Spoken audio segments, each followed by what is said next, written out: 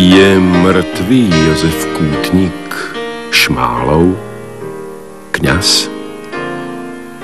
To iba holé stromy v zime šelestia.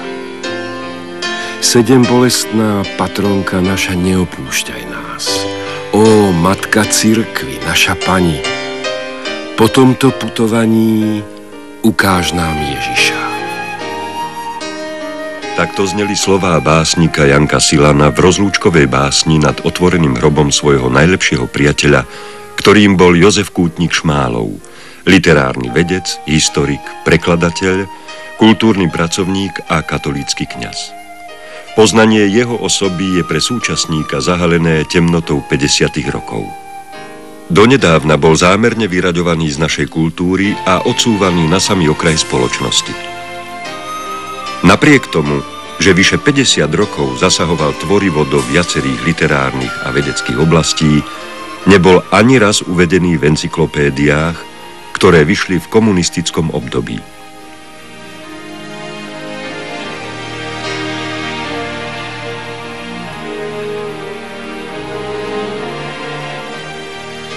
Jozef Kútnik Šmálov v auguste 1968 napísal: Vo veľkých osudových chvíľach prejavuje sa zreteľne túžba po jednote v láske.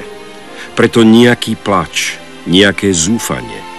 Naplňme ústa modlitbou Pána, ktorý všetko vie a všetko môže. Brat môj, vraciam sa do dní, ktoré sme prežívali v rodnej obci v Hubovej. Keď si sa narodil 23. novembra 1912, ja som ešte na svete nebola. Mamička bola na teba veľmi prísna. Od detstva videla, že máš mimoriadne nadanie. Jej túžba, aby si študoval, sa splnila. Jej portrét až do smrti mal si vo svojej pracovni. Už je to dávno. 20 rokov, čo si ma opustil, a zároveň aj rodičovský dom, ktorý sme tak všetci milovali. Kútnik nebol fantasta, z domu sa naučil triezvosti, zbožnosti a nesmiernej skromnosti.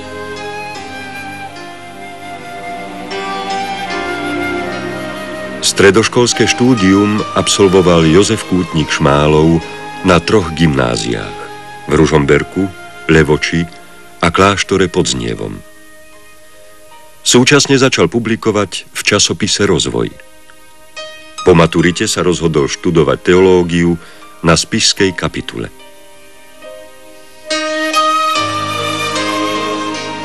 V tom čase spišský diecézny seminár bol na dobrej úrovni. Pôsobili tu veľké osobnosti, Ferko Skičák ako filozof a profesor Jozef Špírko ako cirkevný historik a právnik. Títo ľudia doniesli do spišského seminára nového ducha, takého, že bohoslovci dostali možnosť rozletu. V roku 1931 tu začal študovať aj bohoslovec Jozef Kútnik Šmálov. Bol veľmi vášnivým diskutérom, rád diskutoval, debatoval, zaujímal sa.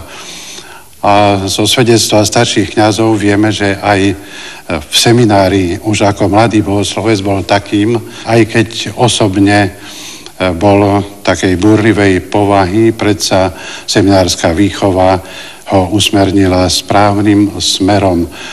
Takže ako kňaz zohral v našej diecéze veľkú rolu, aj ako dobrý pastier, aj ako literát a literárny kritik, najmä počas pôsobenia na učiteľskom ústave v Spišskej kapitule.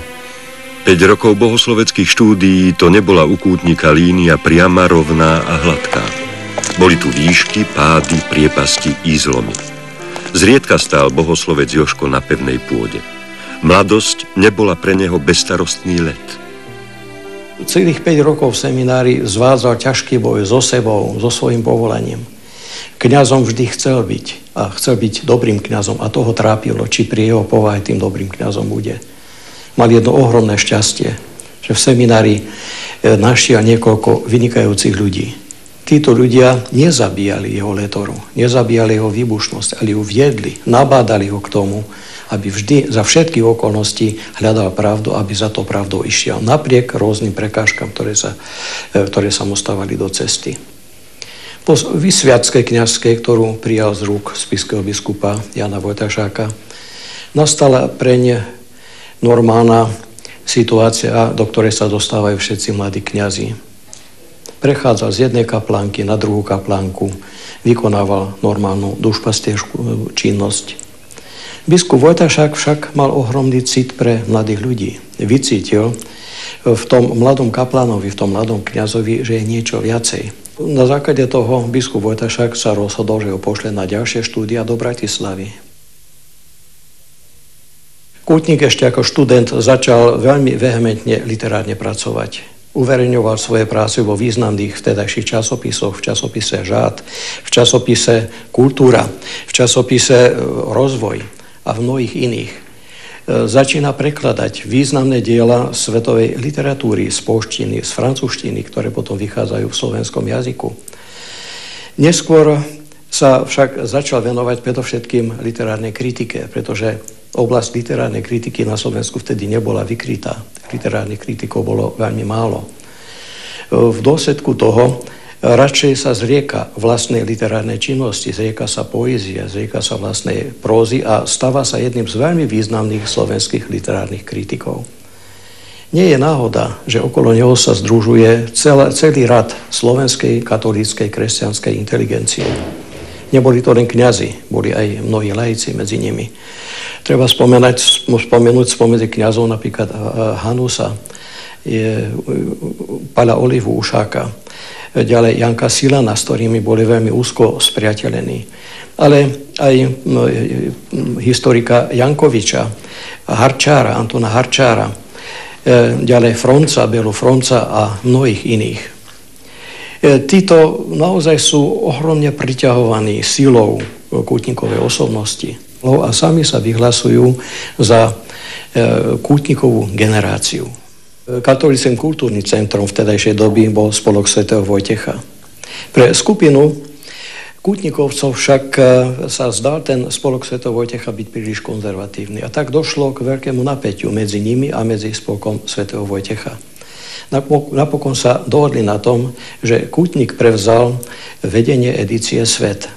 A v rámci tejto edícii začali vychádzať vynikajúce diela svetovej kresťanskej a katolíckej literatúry, Sienkiewicz a mnohí iní autori, ktorí sa stali bestsellermi svojej doby, ktoré úplne zmenili názor ľudí aj na edičnú činnosť spolku svätého Vojtecha. A môžem povedať sám do svojej skúsenosti, že nesmierne ovplyvnili vtedajšiu mladú generáciu, do ktorej som patril aj ja.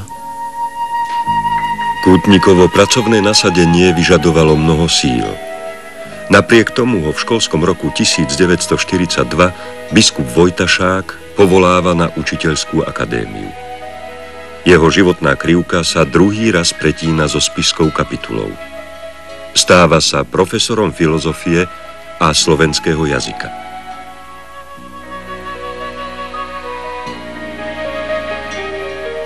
Som žiakom pána profesora Jozefa Kútnika Šmálova. Chodil som do učiteľskej akadémie v Spišskej kapitule a učil ma a nás, teda všetkých, slovenčinu, jazyk slovenský a literatúru.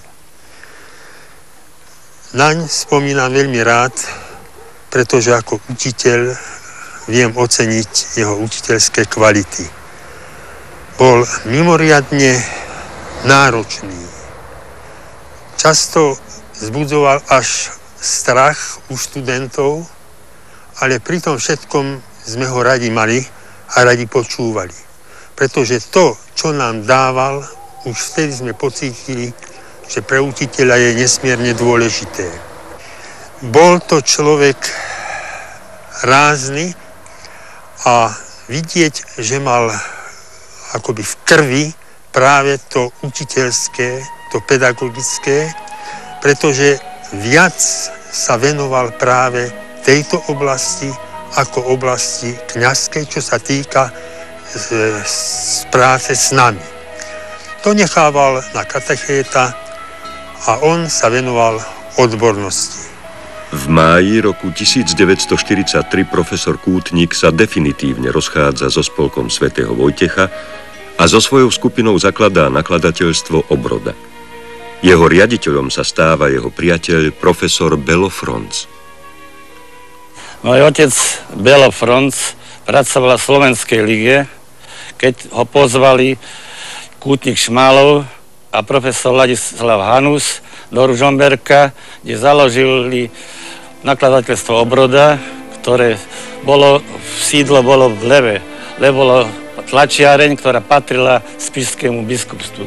Otec bol znalý a prakticky zbehli v tlači, písmach a tlačiarenských strojoch a preto bol technickým riaditeľom.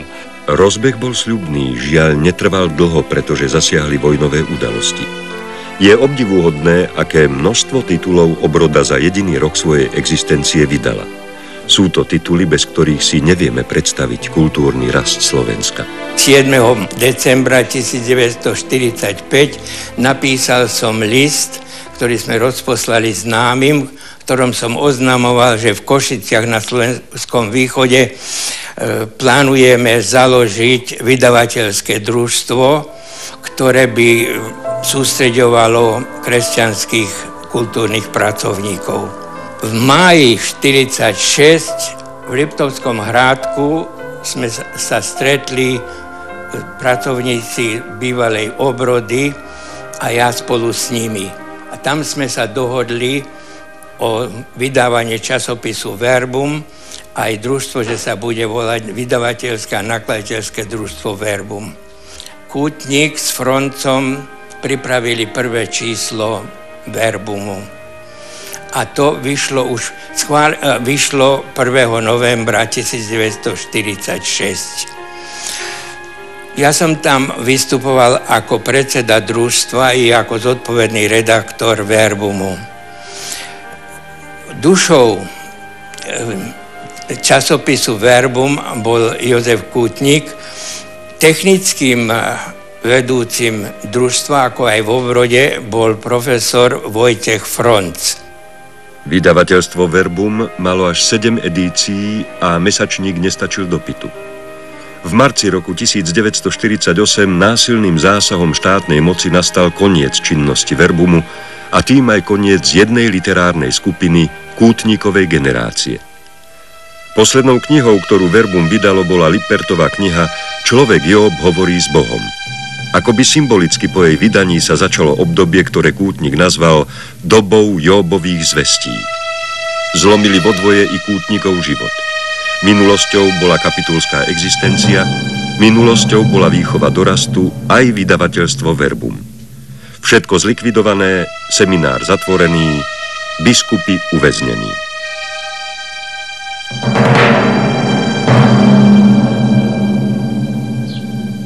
Po prepustení sa Kútnik vrátil do pastorácie. Odteraz dedinský farár profesor Kútnik začne orať celkom nové pole. Nesťažuje sa. Píše priateľovi. Sme kňazi. Slúžime. Kto položí ruku na pluh a obzrie sa, nie je hoden Krista. Kútnik sa neobzeral. Od tejto doby si ho musíme predstaviť už len ako dedinského farára so širokým klobúkom a v zime s poriadnymi kapcami. Pán profesor Kútnik prišiel do Sliača, do starej fary, to bola budova zo skal, stará, vlhká. No, mysleli sme kúriť týmto uhlím, len pece také boli po izbách. No a boli veľmi ochotní a milí, ku každému chodilo veľmi mnoho návštev do fary. Páni profesori, páni doktori, páni umelci, herci, kňazi, pán doktor Murín, pán doktor Strauss bol taký ochotný a milý ku všetkým, len už sa vedeli aj nahnevať, aj rozčúliť, keď sa tak debatovali po obede a nevedeli sa na niečom dohodnúť, tak chytro buchli po stole a povedali, že nehráme sa o fizolky. No a keď boli roboty a nemohli zohnať toľko šichníkov, toľko murárov, tak si obliekli monterky, gumové čižmy, lopatu do ruky a pri kostole robili. V 50. rokoch bol Kútnik publicista umlčaný. Všetko sa v jeho živote zmenilo. Farár Kútnik a farnosť Sliače spolu zrástli. U profesora Jozefa Kútnika, farára v Liptovských Sliačoch, bol som kaplánom od októbra 1973 až do februára 1976. Sliače, veľká farnosť, pozostávajúca z 3 častí, bola náročnou farnosťou. Keď Jozef Kútnik prišiel z Liptovského Michala do Sliačov, najprv dal sa do práce reštaurovania kostola zvonka i zvnútra. Kostol sa dostal do skutočne krásneho spôsobu prevedenia a profesor Kútnik bol na to hrdý. Každého návštevníka vodil, ukazoval mu, v akom stave to bolo predtým, mal to zdokumentované a ako to vyzerá potom. A o faru veľmi sa nestaral, tak, aby sa v nej dalo žiť. Bola to však chudobná, patriaca medzi veľmi chudobné fary, svojou jednak rozľahlosťou, ale aj vybavením. V Kútnikovi, kňazovi, som videl príklad pekného života katolíckeho kňaza. Jeho denný režim, denný život spočíval každodenne v plnení kňazských povinností. Modlil sa liturgiu hodín, breviár a to som mu aj trochu závidel, že on už mal vtedy latinské vydanie, po čom my sme stále ešte len túžili. Popri týchto záležitostiach duchovných mal aj veľkú starosť. Nie len o kostol, ale aj o celkový duchovný život vo farnosti. Vrcholom jeho tvorby počas môjho účinkovania na